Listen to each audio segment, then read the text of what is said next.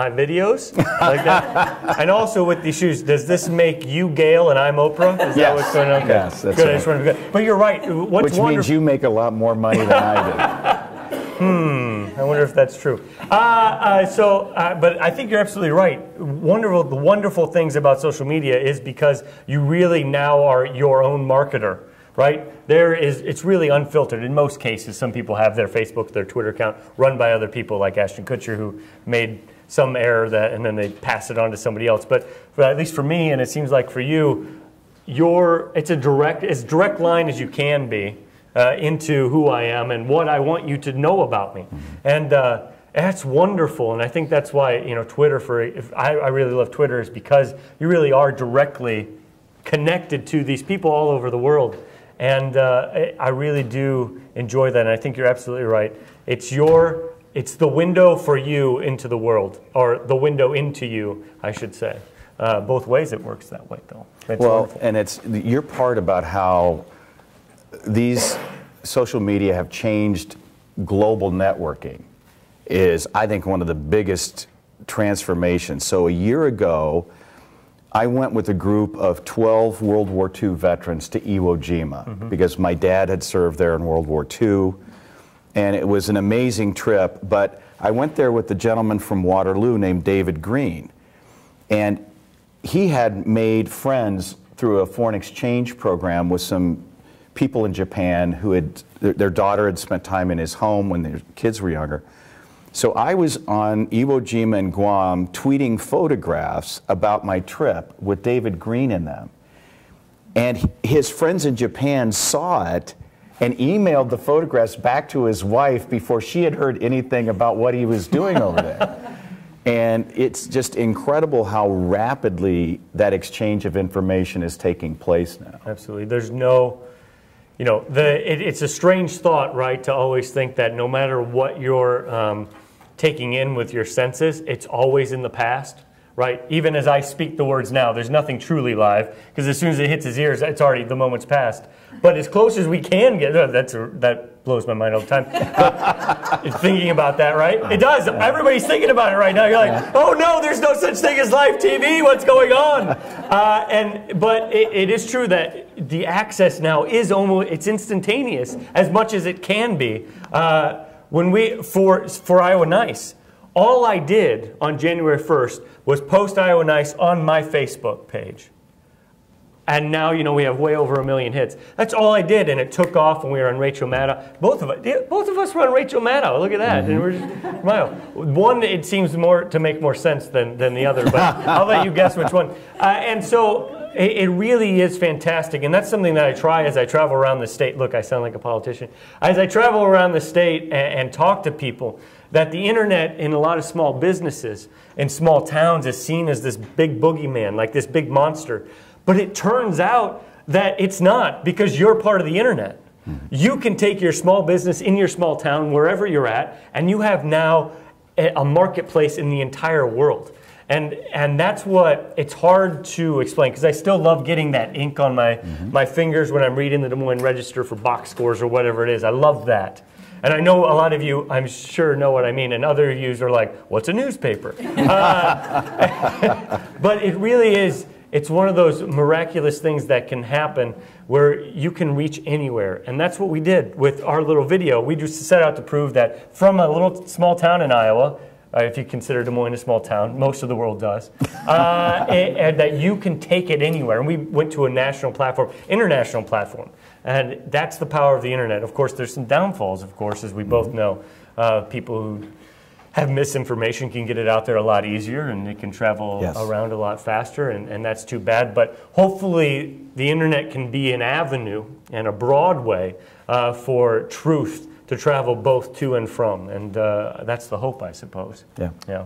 For instance, but so I suppose one of the questions I wanted to ask you is, do you do any accents? Do you do a Scottish accent or an Irish? Can you do any accents? Well, I do accents all the time, but you have to be really into the character. Okay, I won't put you on the spot, but I just thought maybe we could talk in an Irish accent the whole time if you wanted to. What do you think? I think you're crazy. Oh, yeah, all right, good. Wonderful, wonderful. A serious question, though. What is going on in Washington these days? It seems like everybody's upset. Nobody can get along. I mean, you're there. You have your pulse on it much more than a lot of us.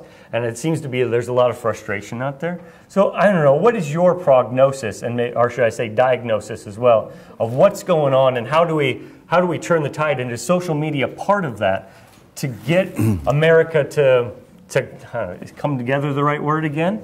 Whatever term we want to use, but I guess what's your prognosis and diagnosis? Well, I think you have to have a diagnosis before you can have a prognosis. Yeah. So let's diagnose the problem first. By definition, you're right. Well done. People complain about hyperpartisanship in Washington, but if any of you have seen the movie Lincoln, you'll know this is not a new phenomenon. It was not a new phenomenon when John Adams ran against Thomas Jefferson in the first real contested presidential election. And so the important thing is, why is this happening? And I like to remind people that those of us who are sent to Washington are actually a reflection of the people who sent us there. And I think that as a society, we are much more agitated and divided in some ways than we used to be. So as an example, when I was a kid growing up in a small town in Iowa, if my congressman had come to Brooklyn, Iowa, there would have been a broad level of support for that visit, regardless of what party you belonged to, because that was a position viewed as a prestigious position of importance.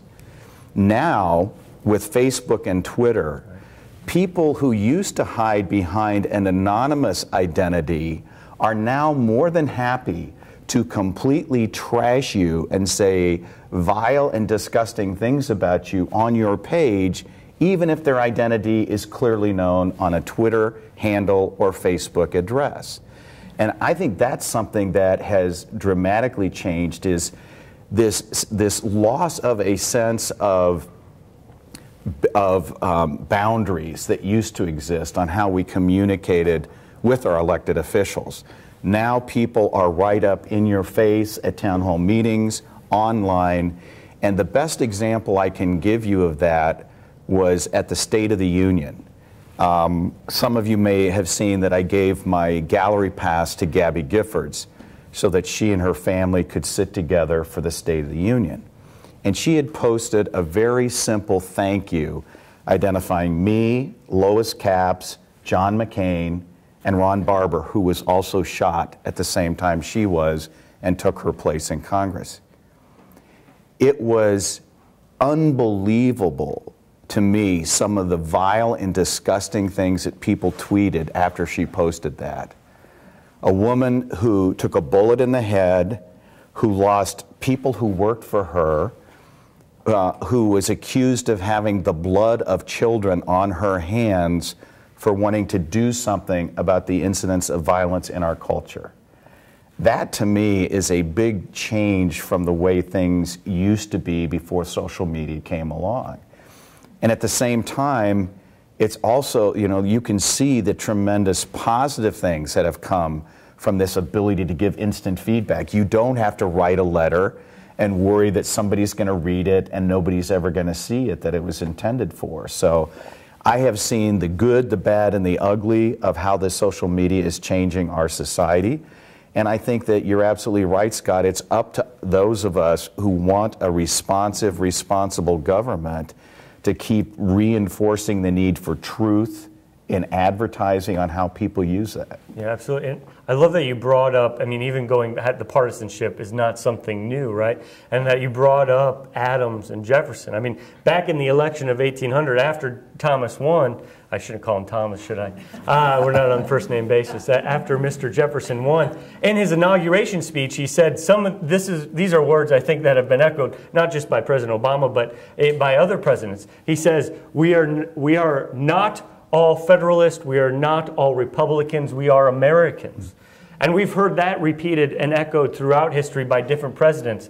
And it just goes to show that partisanship is part of the institution of our own government. And there's something healthy about that. There's something unhealthy about it. And I think we're at the moment in time where our culture doesn't quite understand how Twitter and Facebook and other social media really affect our lives. My hope is that as our culture evolves, we'll learn how to use these things better, as of the way we used to learn the telegraph a little better, or whatever it may be, whatever form of communication it is. Because there's always that hiccup at the beginning, like, oh, what do I do now? And then we figure it out. I mean, you take the Don Bosco wrestling situation recently. I have a feeling that that's going to become less and less as kids and adults learn the power and the reach of Twitter and Facebook, and that we'll, as a culture, evolve and understand how to better utilize that stuff. And unfortunately, right now, as I've said earlier today, that falsehoods and misguidings are already inherently drive a Lamborghini, and truth goes by horse and buggy. Well, unfortunately, with social media and the internet now, truth or misgivings and falsehoods, they travel at a starship type of a pace, and that's unfortunate. And hopefully we learn truly the power that now we have at our fingertips, that physicists designed the internet for, just so they could communicate with each other between labs, and now they've just gave it to us as a society. And I don't know if we're quite ready for it yet, but hey, it's here, and it's here to stay. And those of us who can take advantage of it, like what I love that you do, out there, you're very active on Twitter and on Facebook. Those are the people who are going to get ahead in this society, and I think that's where we're going to end up being, that the cream will rise to the top. I hope. Let's do a show of hands here. Yeah. How many of you, like me, went to school when the bulk of the information you got from your teacher was chalk on a chalkboard? Can you just raise your hand? Okay, now, how many of you have never been in a classroom where a teacher used chalk on a chalkboard? Okay, I thought we would see hands. This guy's ahead of his time over here. You know, the thing about a chalkboard is, at the end of the day, the teacher would always wipe the chalkboard clean, and nobody had a camera back then to take a picture of it, so it was gone. All of that knowledge that was put on that board, the learning for the day, evaporated. And what people are learning with social media is, you may put something up there that you hope isn't there the next day, but as a practical matter, it's traceable. You're going to live with it the rest of your life, and it can come back on. And what my worry is because that's the case, as we move along in this society, if we don't figure out how to negotiate our way through all this, that the best of the best are not going to volunteer to serve our country the way that you do and the way that so many others do. If our best and brightest aren't doing that, then I know that we have a representative democracy, right? Mm-hmm. Republic, and that it's a reflection. Our representatives are a reflection of our population. But if we have people who can't put a sentence together running, because that's all we can do, because the really smart people are too smart, and they know that if they get out there, like, their reputation is just going to be completely ruined. Right. I think it's completely, people don't understand, and I know you won't say this, so I'll say it, is that the sacrifice that it takes to be a public servant, it's huge. Our men and women in arms, of course, that's the ultimate sacrifice. But I don't think we understand, because of the reputation that not only you put yourself under, that war that you have to fight to keep your reputation, but you also have to protect your family. Mm-hmm. And they get thrown in, and that's getting worse and worse and worse. And my fear is that if we don't stop this as Americans, if we do not stop this, our government isn't going to be able to function, because we're not going to have competent people who will run it. And so my fear is that we're not going to be able to do that. And I hope we can counteract that. And I think, look at the stuff that happened with Marco Rubio with the water bottle incident, right? It's funny. It's sure. Yeah, that's right. I might need to get one of those. It's funny, but you know, if people don't like him, they're already throwing him under the bus. I love the fact that he is doing what I assume you would do in this situation, which is make fun of yourself for it, right? And I appreciate that so much. That you have to be self-deprecating. But it's one of those situations where you see it on Facebook, you see it on Twitter, the late night talk shows too, but that's a different sort of situation, right? but on Facebook and Twitter, people really maligning him and just jumping all over him. And really, come on. It's not that big a deal. He took a drink of water, and it looked funny and awkward, absolutely. But, you know, I hope that's not something that, because he seems like he's a talented guy who can put a sentence together. Yep. And we want these people in our government. We don't, when you make fun of this guy over and over and over again, and you just beat the dead horse, the really smart, intelligent people aren't going to want to run for office anymore. That's the danger if you take it too far. I mean, this is coming from a guy who makes fun of people all the time, right? And I make fun of myself, and I enjoy that. But there's a line, and you have to be careful and always respect the people that are representing us, that we've elected, like you're talking about. When you go to a town hall, be respectful. You know, I would love to sit down with Congressman King or Governor Branstad or Congressman Losak or whoever, because like this is an Iowa thing. It's not a Republican or Democratic thing. It's not a Bull Moose thing. It's not a Whig Party thing. I know those are dead parties, but still, Teddy Roosevelt would be happy right now. And just have a conversation, because that's what we used to do, isn't it? Well, and this gets back to your Iowa Nice video. The reality of Iowa Nice is I have a lot of friends who are Republicans and Democrats who come out to Iowa every 4 years to work on presidential campaigns. And without exception, the one thing they always come back and tell me is, A, how nice everybody was to them, even though they don't live here, and how well-informed people are on the issues. And, you know, we take that for granted. And I can tell you, during the last election cycle, I understood why people were sick of all those TV ads.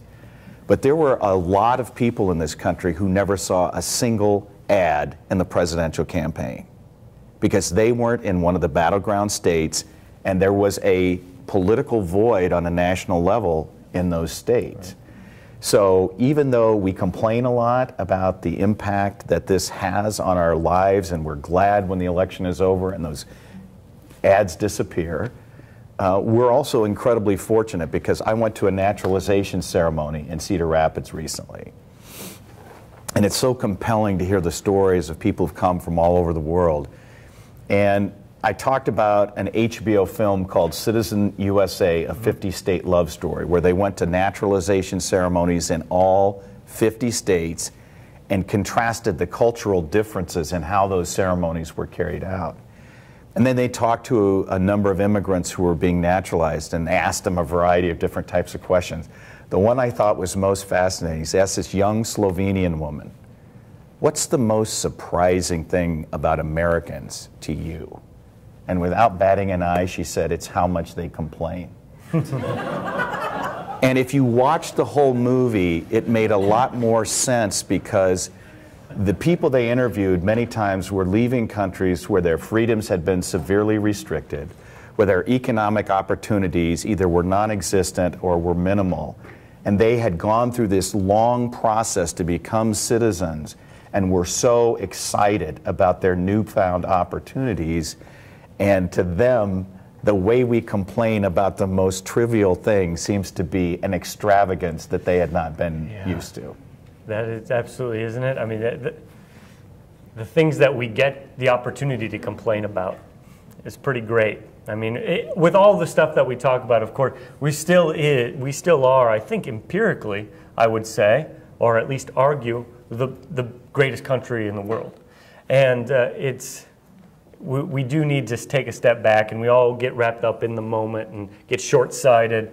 But it's pretty freaking cool to be living here. I mean, the stuff that I get to do, I mean, really, it's amazing, because the vast majority of the world, all my time would be taking just trying to find food. But luckily, you know, I don't have to deal with that, because we have this great infrastructure here. I know this is all like, not trying to make it sound like lollipops and honey, but really, sometimes we do need to take a step back and say, well, it's pretty cool that I get to worry about that, as opposed to all of these other things. And that's wonderful.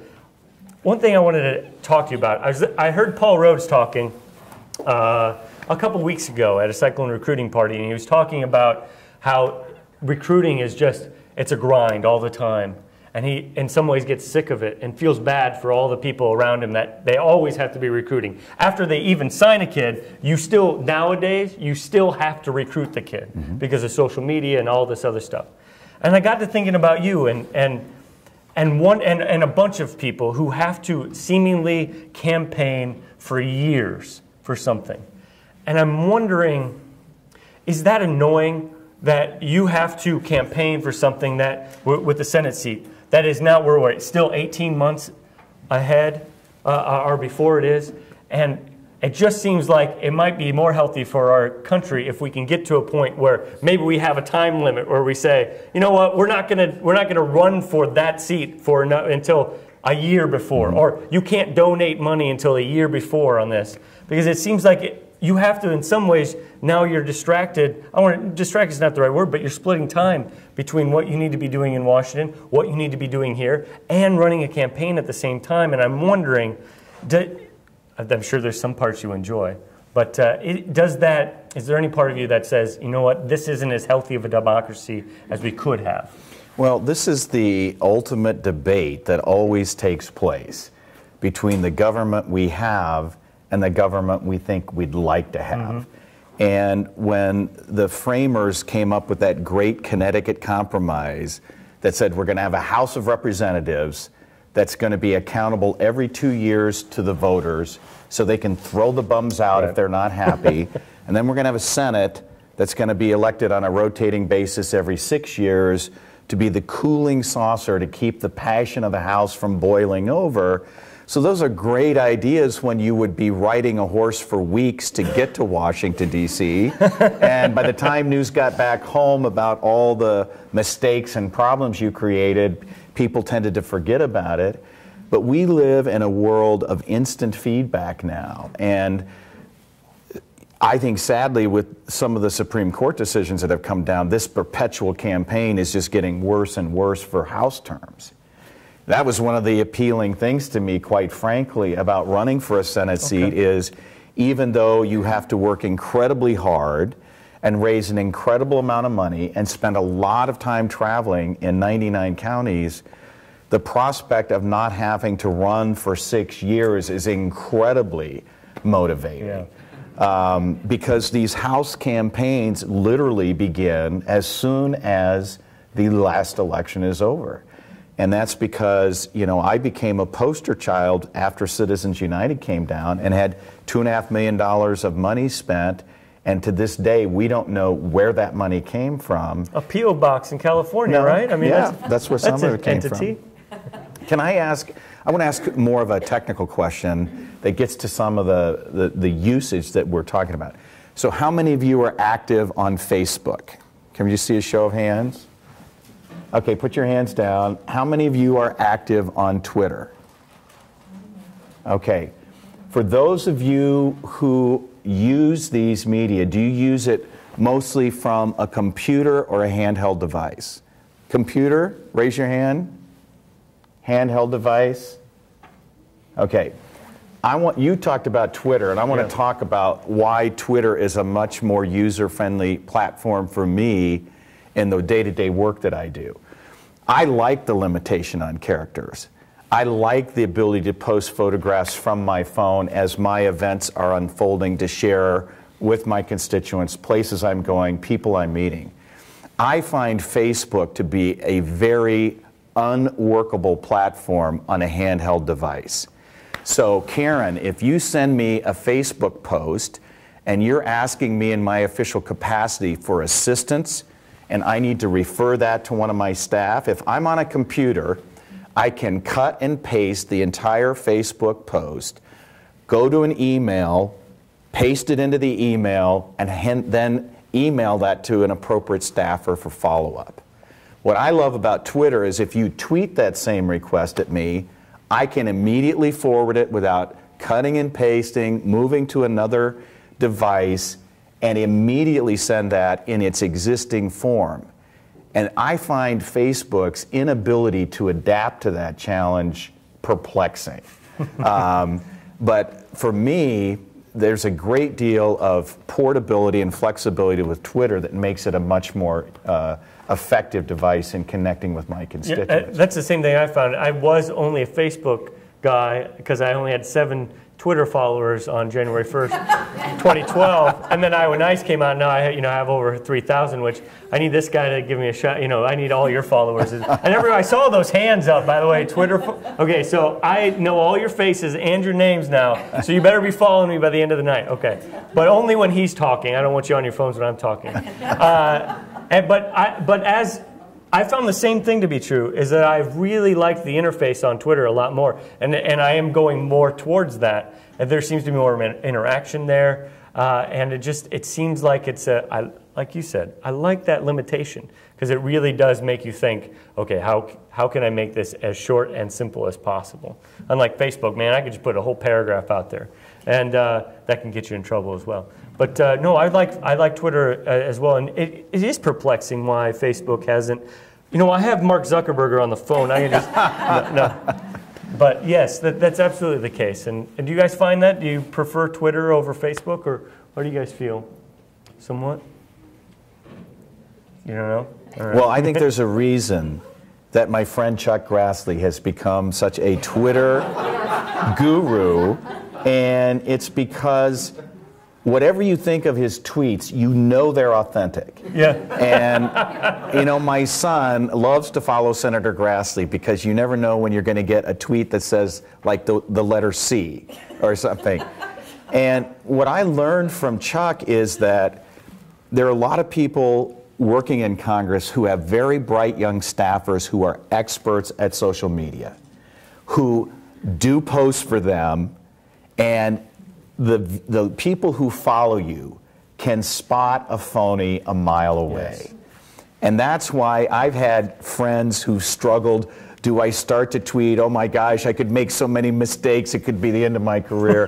The bottom line is, it's like anything else. You just got to jump in and try to think about it from who your intended audience is. And what can I do that might be interesting or unusual to share about my life with them? And, it can be something as mundane as I was leaving Waverly, driving over to Butler County, and I was on a farm-to-market paved road, and all of a sudden I saw a cow walking down the road toward me. And, a lot of people who follow me in D.C. would not get this at all. So as the cow came toward me, I took a picture of it, and then I posted a livestock alert on Twitter, because I thought maybe somebody's following me and might know whose cow this is, or they might not run into it. And I got so much crap from my friends in Congress about that, but everybody who lives in rural America gets it. Yeah. Likewise, so that's the mundane. Then you get to the exotic. I got a call from the White House inviting me to fly back to Cedar Rapids with President Obama on Air Force One. Humble brag. And humble brag. When I got that offer, it didn't take long to accept. But the other thing that I started thinking about is how many of my constituents are ever going to get this chance to see what it's like inside Air Force One. And I was just like a kid at Disneyland. I took pictures of the meal they served, the menu. I took pictures out the window as we were landing. And news stations would actually use those photographs because it was newsworthy to them, and yet it was a great way for me to share an experience, a once-in-a-lifetime experience with the people that I represent, and that gives them some sense of what you're experiencing in life as their representative. Right, it helps, I think, counteract the demonization that is so easy, which we talked about before on social media. If you can show that you're a human being and that you have these weird quirks and you think it's cool that a cow's crossing the road, I mean, in some ways that really does help, I think.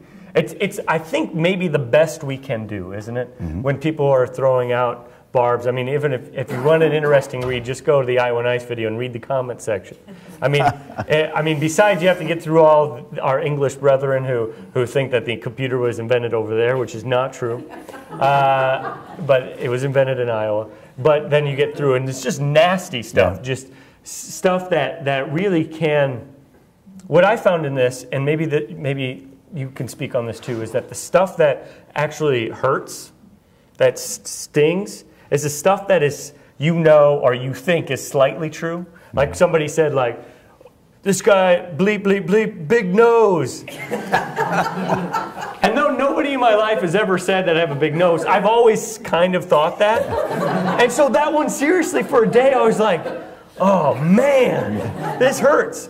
And so, you know, the ridiculous stuff, it doesn't hurt at all. Like, well, this guy's a big hipster, he has framed glasses. You know, I don't care about that. But it's that little stuff that sometimes just maybe will hit on a ring of truth that you think at least. And that's the stuff that hurts. And how do you deal with those sorts of things? Because, I mean, what I felt is nothing compared to the fishbowl that you live in. And I'm wondering, how do you deal with that? I assume over time you get a thick skin. I don't want to answer the question for you, but how do you deal with that? Well, look, if you're going to be on social media, you'd better have a pretty thick skin. That's just a basic rule. If you're going to run for elected office today, you'd better have a thick skin. But I got to be honest, you know, I grew up in a small town with loving parents who always emphasized the importance of following the golden rule and treating people the way you want to be treated. So even today, some of the things that people say about me are hurtful and painful. You just have to focus on not getting drugged down by what people are saying about you, and remember that your ultimate goal is to try to help people. And there are a lot of people who are going to disagree with the actions you take and whether in fact you're helping people. But if you remember who you are and why you wanted to do this in the first place, it helps you keep your eye on the ultimate objective. And, you know, I've learned that it can be something as simple for me as I'll be home watching AMC and The Field of Dreams is on, you know, and I love this movie, but when you're tweeting and you actually follow the lines of the script and something just is so powerful, and a lot of it is because of how it relates to your life, and you send something out and people just go crazy about it and start retweeting it, it's a very affirming thing. You know, for me, one of the things that I do to try to express when I'm having a good day, and it may be totally unrelated to my job, is I'll use this line like, happiness is when. So on Valentine's Day, I sent out a tweet, happiness is spending your 35th Valentine's Day with the same woman. Happy Valentine's Day, Carolyn. You know, something really simple. I was in DC, she was back here, we weren't together, I was incredibly sick at the time, and yet it meant something to her, and it meant something to people because it said something about our relationship. And it may be something that just catches you off guard. My son Paul posted a tweet. What was it? It was, oh my gosh. Scott Siepker's really cool. That was it. Yeah. It was what's better? Always Sunny in Philadelphia, or what's the... You're gonna put me on the spot. What's the show? Oh my gosh! Iowa Outdoors. Bryan Cranston. Breaking Bad. Breaking Bad, which I watch all the time, and that's why I can't remember the name. But Paul posted that, and I immediately posted, no contest, Breaking Bad. Yeah. You know, and then his friends started arguing with me online about that. And it's like when Rock Band came out, and my son started playing it, and I started watching them, I started realizing they're playing the music I listened to when I was in college. And I would get involved in Rock Band with them, and it allowed me to connect with his friends in a way that we never could have, and many other levels. Right, that's what I think these social media do, is they allow people, as you can see here tonight, of all different ages and backgrounds, to interact with each other, sometimes in a positive way, sometimes in a negative way. But one of the things I think we should engage the audience in is a conversation about what this is doing to our inner communications with each other. Yeah. Because I also fear that in some ways we are being more isolated from each other because we depend on these so much for the simplest forms of communication. And for some of us, it becomes a barrier to human interaction that is a negative effect of the use of these social media. Absolutely. That, I mean, you just go, and we were talking, Karen, before we were talking about this, and how it seems like the youth essentially, of today. I mean, you sound so old when you say that. I just turned 30, the everybody. Youth of today? I know. The youth Wow. of today. But is there any such thing as boredom to them anymore? Do they ever get bored? They just, they're just on their phone and they always are active, right? They're always doing something active mentally in this way, which can drone on and on. But one of the wonderful things about growing up in Mount Carmel, Iowa, a town of 101 people and 26 pets, that was in third grade. I was the paperboy. That was the unofficial census. But we're bored a lot. So when we are bored, we then become imaginative and inventive. And we'd make a stupid film, or we'd go out and play tackle football in the yard, or we'd play in the sandlot, or climb up to the roof of the school, which we shouldn't have done, because it wasn't safe, and it was 4 stories high, and we just jumped over the fire escape. And we never told our mom and dad until after they tore it down a few years ago. Anyway. Why, as a 30-year-old, do you sound like you're 55? You know, that story you I'm trying to relate to you. Oh, okay, well, there you go. It sounded exactly like my childhood. That's why. Well, that's what happens when you grow up in a small town, I suppose. But it really is. I mean, we were, out of boredom, sprang amazing adventures that mostly happened in our head, of course, building forts and not. I know that probably relates to you too. But if I babysit a friend's kid or just are hanging out at a friend's house that they have kids, they're always on the device, and I just think I understand the positive. They can learn a lot really quickly about reading or writing or science, which I love science. I'm glad they're doing that. But my worry is they're playing a game that's droning on and on and on. That worries me. And I don't know what the solution to that is, other than hopefully more interactive and physically active ways, like what the Play 60 from the NFL, trying to get people out there to play. And can we get the Nike Fits or whatever with the Wii, and they can move around and do stuff with the game? Because I worry, of course, health is a terrible problem we have. Obesity is a terrible problem in America, and it's partly due to these mundane lives we lead, mostly in a cube in front of a TV or a computer. And how do we get people to be active? And man, do you have a solution to that? I do. All right. All you have to do is go to my congressional website and check out the Sean Johnson Fitness for Life bill. Name dropper. And it was modeled after a program that started at the University of Northern Iowa in partnership with Grundy Center school system. And it looked at how you incorporate technology into a lifestyle physical education teaching program. Mm-hmm. And so every kid, and if you haven't ever seen it, it's an amazing thing to watch. So from K through 12, they entered into this aggressive program of charting students' exercise behavior and doing it with the assistance of technology. So as each child starts physical education class, they're given a heart rate monitor. They have to present it to the teacher to be activated, and then they start off on self-directed aerobic activity while the class is forming. Then they'll quickly break, they'll go to another form of directed activity that engages technology, sound, sight, and keeps them moving. And unlike the physical education of my day, Scott, where my football coach would throw a bunch of dodgeballs out on the court and go into his office until we had killed each other. He was a great guy, and I love him dearly. But these kids are in constant motion, and then what was great, this was so transformative for me, they pointed out an obese student who had been running around with all the other kids and then dropped out and was walking. And the instructor pointed out that in the old days, the days I lived in, Scott, that with child, the dinosaurs? Yes, that child would have been ridiculed by their peers because he was not keeping up with them. And the instructor pointed out that this child was doing better than every other child because he had hit his target heart range. And now, because of the science and technology they were implementing, they knew enough to back him off until his heart rate returned to a resting level, and then he could begin exercising again.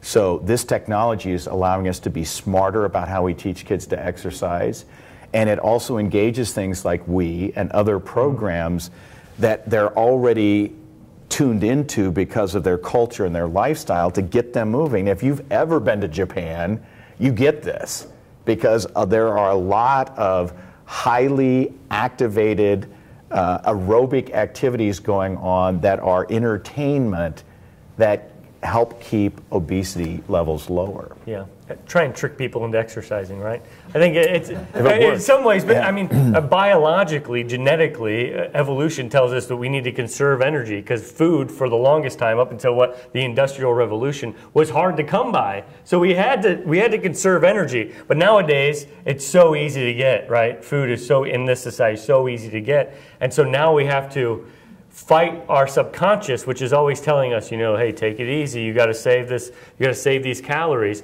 and then our mind, which is like, you know, you probably shouldn't be lazy, and fight this sort of thing. So there is some sort of way, hopefully you can get people to overcome that subconscious and then enjoy it. Yeah. You really start to enjoy working out once you get there, and hopefully we continue to do that. And it's one of those things that you're saying with, I mean, obesity obviously is a huge, huge issue, but it's nice to see that science and technology is an answer to this problem. It's a part of the problem and it's part of the solution. Exactly, and that we eventually, I would like us to continue to move our society more and more to an evidence-based society, one that we do look at these things. Like before, we would have made fun of that kid, but really, if you look at the facts, he's working his butt off. He's meeting those goals that he needs to meet. Well, here's a big cultural difference between the two of us, because you probably grew up in a household where if you wanted to change the channel, you grabbed something in your hand and you did this. When I was growing up, you actually had to get up out of your chair, walk over to a TV the size of this table, and use your hand and actually crank a dial until the next of the 3 channels you could get was available. Well, what's really funny is when I was a kid, we were so poor I had to drink rainwater and walk uphill both ways. When I was a kid, we were so poor we had to dance to make it rain so we could drink rainwater. The only radio we had at my house was the jukebox in our teeth, right? We sang our hearts out, and it sounded terrible. I want to ask you how your life I outpoured him, by the way, okay. How your life has changed since Iowa Nice went viral, and what's happened in terms of your career and what's affected you. Yeah, so, I mean, for a long time, you know, for a few years we were trying as a film company to really establish ourselves in Iowa. Our idea was grow out of Iowa to a national scale, prove that with the internet we could go to a national scale from Iowa. And then with Iowa Nice we did that. And since then, of course, everything has changed because one, it's the notoriety. Most people know what the video is, so we now can get in the door. But of course the thing that is now we're battling is I am, as some of you might have come to experience tonight, I am not like the Iowa Nice guy. I'm not that mean or snarky or cool, but and that it's a character, right? And that as an actor, I want to show everybody that I have a wide diversity of talent that I can show people and create all these different characters, and that I'm a veteran of the theater world and have played everybody from Albert Einstein to a murderer, you know, in a Martin McDonough play. Or a kid drinking rainwater. Or a kid drinking, that's right, exactly. It's a great film.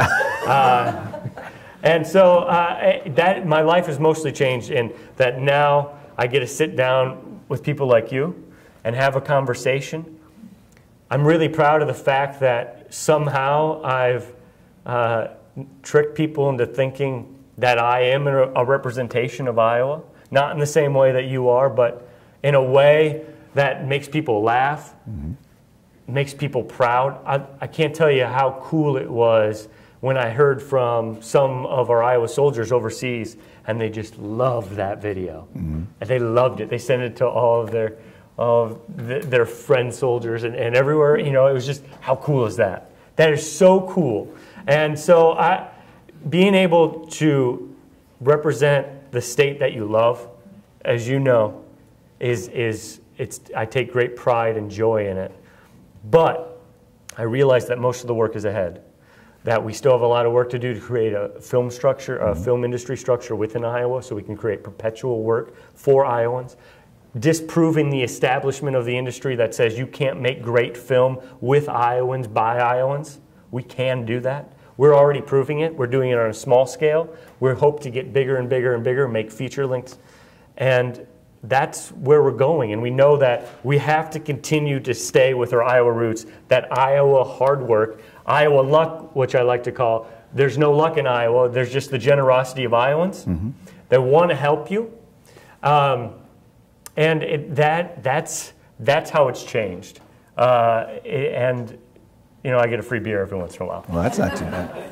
I want to just change the subject briefly and talk a little bit about how social media can actually dramatically impact public policy and dramatically impacted public policy in Congress. How many of you remember the SOPA bill? Oh, yeah. Stop Online Piracy Act? Oh, yeah. Okay. Put your hands down. How many of you posted something on Facebook or Twitter when that bill was pending in Congress? Okay. We were deluged with an avalanche of outreach on Facebook from people who had read about it, were motivated to act, put a black strip through their Facebook photograph.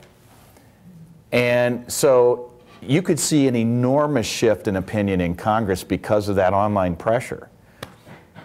So we decided we wanted to do something creative to respond to it. This was good. And I just went out in front of the Capitol and just spontaneously posted something about, I heard you, this is what I'm doing. And we actually put a black spot through that when we posted it, and then deleted portions of my video, or of the audio on the video. Because that was in response to this groundswell of support or opposition that was coming through social media. And that got a lot of attention because of a unique way of responding and expressing how that impact affected what I was doing. And I would hypothesize, or shall I say theorize, that the reason it took off the way it did is because it was funny. Like, if you haven't seen this video, check it out. There is comedy in there. And when you get people laughing, they start to listen. It's a wonderful principle that Mark Twain really, you know, he's the man who I look at as the icon of this, right? He makes you laugh, and then while you're listening, because you're laughing, you start thinking about what he just said, and it hits you at home. You see people like Jon Stewart and Stephen Colbert, they've kind of picked up that torch now. And hopefully they see that I just compared them to Mark Twain, and they'll be very happy with that. That's one of the things. If I could be on The Daily Show as much as Chuck Grassley, I'd have a much more successful career. And Congressman King as well. Yep. I'll have to maybe talk to him about that. And so it really is something that I like about what you do, is that most people in Congress don't bring comedy to what they're doing. And I think comedy is one of those tools that, if utilized properly, can really deliver a message and get change started. Yeah.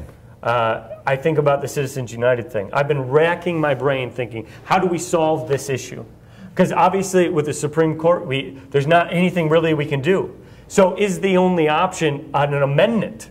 Can we get a constitutional amendment to change this? So I've been throwing around in my head, can we start a super PAC to end all super PACs? Right? Is that possible? And make it in a funny way that get people behind it, and we get a movement started so we do get a constitutional amendment, and then we can have this campaign finance reform, or whatever you want to call it. I don't want to use these buzzwords. Have you sold this idea to Stephen Colbert? No. I would think he would be very responsive. He's already had his own idea, and I appreciate that. It was great satire. I mean, I really think in the moment of the history of comedy, and in America history, there has been very few instances of better cynicism, or not cynicism, I want to say, but what he used there is absolutely fantastic and got the point across with comedy. And the problem is, I think probably most people in Congress just aren't funny. I think that's a good point. And speaking of, not change, I've always been interested, and you might be able to answer this, is that speaking of not very funny people in Congress, I know there's 100 of them out there right now who are thinking, but why do we not have more scientists in Congress? I think, how many do we have? I mean... More than you would think. More than you think? Because I'm trying to think what... Rush Holt was a Jeopardy champion who is a nuclear physicist. All right. Bill Foster from Illinois. Particle physicist, Particle physicist. There are people who have a science background who are serving in both parties, and yet it's amazing to me sometimes how remote science seems to be from some of the conversations we have, which is why I like to hang out with the Union of Concerned Scientists, because they seem to actually have the academic background to support some of the positions that they're taking. And that's definitely, for me, it feels like if we can move, as I was talking about before, more of an evidence-based government, where we have these, blind trials of all of these different programs. If we actually apply the principles of science to the United States government more than we do now, it seems like we might have a more efficient government. And it seems like, I hope that all of those great scientists out there, the ones who work for NASA or work at MIT, whatever they may be, will look and go after becoming politicians. Because, like you mentioned, the vast majority, of course, are lawyers or whatever it may be, but we don't have... For me, I would love to see more and more scientists get involved and see how that would affect the American government. It would just, to me, is a fascinating idea, and I hope somehow we can make that happen. But they love, being in the lab and making things happen there. So I understand. But that, I guess, I don't have a question. Be careful what you ask for. Yes. One of those scientists was a doctor from Georgia who was an OBGYN. Before he came to Congress. He was the one, when commenting upon the comments made by Todd Aiken and Richard Murdoch, said that in his practice, he would just tell couples who were having problems with infertility to drink some wine and relax, because that was what was going to help them conceive and have a child. Okay, I am in. Good scientists. The point I'm making is, when that story came out, nobody in the media who was covering that story reported, A, that he was a doctor, B, that he was an obstetrician and gynecologist, and C, that he belonged to the American College of Obstetrics and Gynecology, which immediately refuted the point that he made. Now, to me, you talk about having a conversation that's evidence-based. The press missed an enormous opportunity to point out that discrepancy, and so it made it sound as though they were refuting somebody who may not have a basis on which to express that opinion. Yeah, isn't that the problem? Getting actual information, truth out there. As I was saying earlier today, that the universe does not care what you feel or what you think. There's only truth, right? If you believe 2 + 2 is 5, that doesn't matter. Well, let me pick up on that, because we talked about the importance of humor, and you use satire and irony as forms of humor that are reflected in Ionize. And I've learned that when you're on social media, not everybody gets it. Okay? No, that's right. So especially if they hate you. I have a guy who follows me on Twitter, who I will not name, but he started posting on a daily basis, beginning to suspect culpability on the part of Bruce Braley. And then he made a hashtag reference to Fast and Furious because of something, and that was the general gist of it. And he kept doing it like 10 times a day, just over and over and over. But there were misspellings in 2 of the words in his original post. So I decided to be ironic, and I posted on Twitter, beginning to suspect that some of the people following me on Twitter don't know how to spell.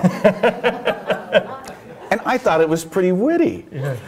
And then people who didn't get it and who really weren't paying that close attention, they started accusing me of flaming Chuck Grassley. which, Senator Grassley and I are friends. And I admire him for his embracing this technology. And that had nothing to do with why he posted it. But it just goes to show how people form their own impressions about what you're trying to say based on the point of view they bring to the conversation. And unfortunately, perception is reality, isn't it? Yes. Well, I suppose, should we open it up for questions? Absolutely. Yeah.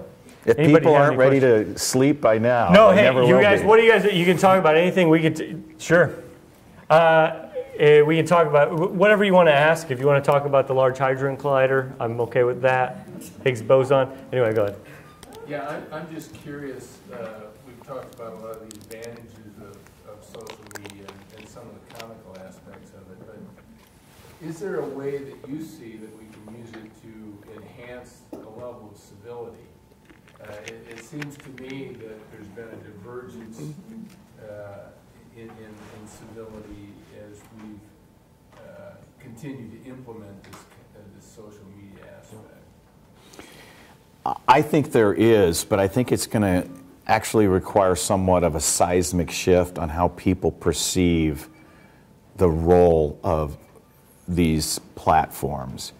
Because I think some people like to get on and use Twitter and Facebook and other platforms because they like to vent their anger, and some of them do it behind the anonymity of an untraceable identity. So to give you a good example, was after the tragedy at Newtown, I just decided I have to put something out so people know where I stand on these issues and how I want to get input from everybody on the broad scale issues that contribute to violence in this country and what we can do about it realistically.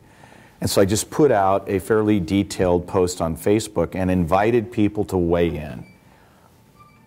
Oh my gosh, one person posted 40 or 50 times in the first 24 hours.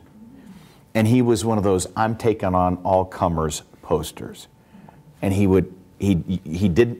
had a name, but there was no way of identifying whether that was his real name and where he was. But he would actually, somebody would engage him in a dialogue on my Facebook post, and he would go and do research about them on the internet and come back and express personally identifiable, hateful information about them, in addition to reinforcing the positions he wanted to make. This started in the morning. This guy was still going strong late at night. And people would get on and engage him for a few rounds, and then they would just wear out and say, I've had enough, and somebody else would come in. So I think that one of the things that came out of that is it brought a lot of people who owned guns, who had great respect for gun ownership and the Second Amendment, who wanted to be part of this conversation and wanted to be civil and rational, who were pushing back against some of the things that he said. So in some ways, it can be a social reinforcing mechanism of good behavior, but it also is an incredible outlet for people to vent. And I don't know, once that genie gets out of the bottle, how you put it back in. And I'm wondering, in the last presidential election cycle, there's got to be some way to study this. I hope somebody would do it out there. Is how many people had their mind changed by something posted on Facebook during the last presidential election cycle? Or did it just cement them further in their own quarter so that now they're ready to fight? And every time you try and engage them in a conversation, now they're just reinforcing their own already held belief, and they're not listening to anything else. And my anecdotal accounts would tell me that I don't know anybody that had their opinion changed. Mm-hmm. It just was throwing stuff, throwing garbage, and then the vitriol firing back. And that has to change. We have to somehow transition into listening again. Listening and stop. We are now getting away from yelling all the time with our mouths. Now we yell with the caps lock key, right? And all those exclamation points. So I don't know how we do that. I hope that the culture, again, I'm really hoping we evolve and we figure out how to really utilize this new media for good. And of course, there's always going to be those people out there who, they're just blowhards. I can say that. You can't say that. I think one of the shocking things about your question is, politics can be very divisive. You can find these type of exchanges among antique car collectors, or people who are stamp collectors or raise dogs. I mean, they will get on these forums and just trash each other over the most mundane things, and it's just like it's a cultural phenomena that this is what you do once you log in. I don't understand it, but some people seem to get a release from that. I think they see themselves, whether it be they think their country invented the computer, they see themselves, that identity there. You're attacking that idea is you attacking them personally. And now, once you are attacking somebody personally, boom, they're shut down and it's over. And so people have to stop doing that. They have to stop doing that. How do you do that? We don't have that answer yet. Stay tuned. Anybody else have any other questions? Yes. We have one Are we more. letting Karen ask questions? Okay. I have 10 questions. Yeah, I figured you did.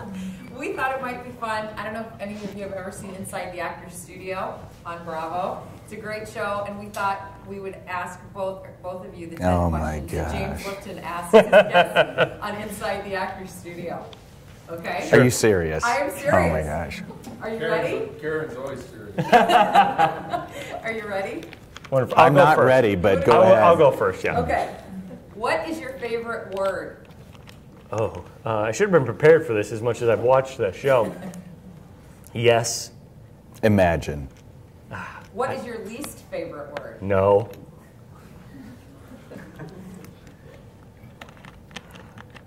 You can take mine. It's okay. Boy, yeah. That's a very tough question because you stole the best one. I know you. It's okay. As Michael Caine said, "Steal from the best." That's a terrible Michael Caine impression. I'm sorry. So many of the words that are least favorite are phrases, not words. So Sure, put a hyphen in between them and it'll work. broke. Yeah.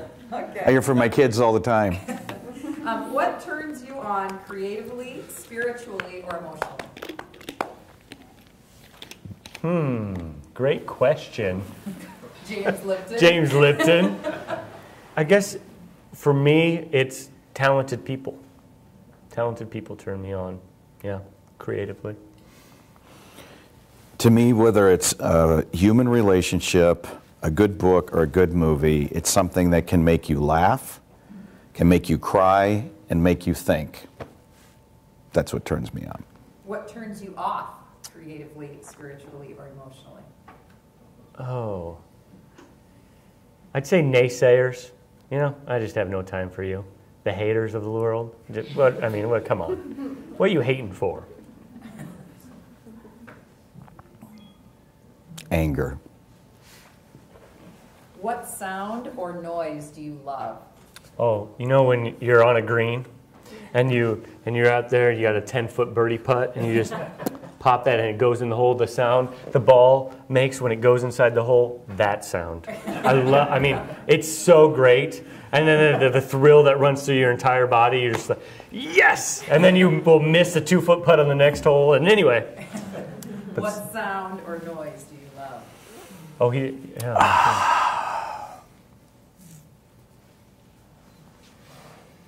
sound of my voice. I love the sound of my kids on video when they were young. Nice one. What sound or noise do you hate?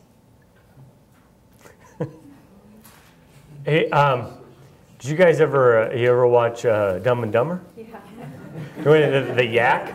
Yeah, that sound that Jim Carrey makes, I can't stand that sound. Also, the sound when you're walking on snow that's slightly like dry or melting and that crunching. I can't stand that sound. I hate that sound. Anyway, so I'll have that on Thursday evening, sounds like. The sound that I hate is the loud buzzers that go off whenever there are votes on the floor.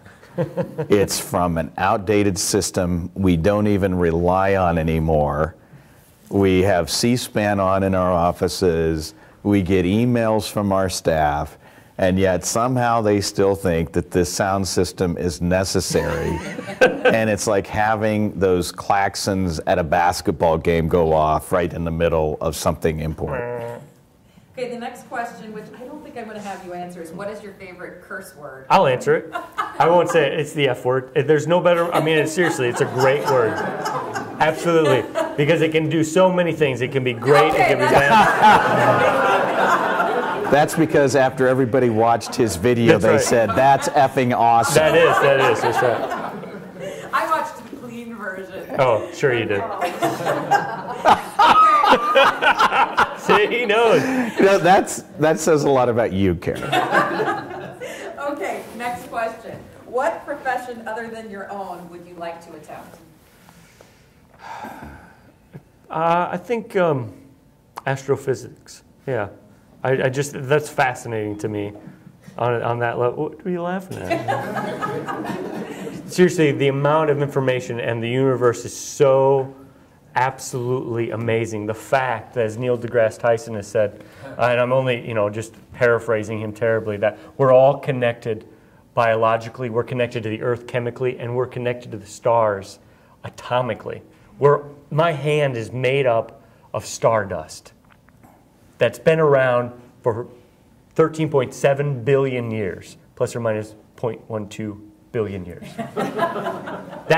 That I would love to understand better. What profession would you like? I had no idea his hand was that old.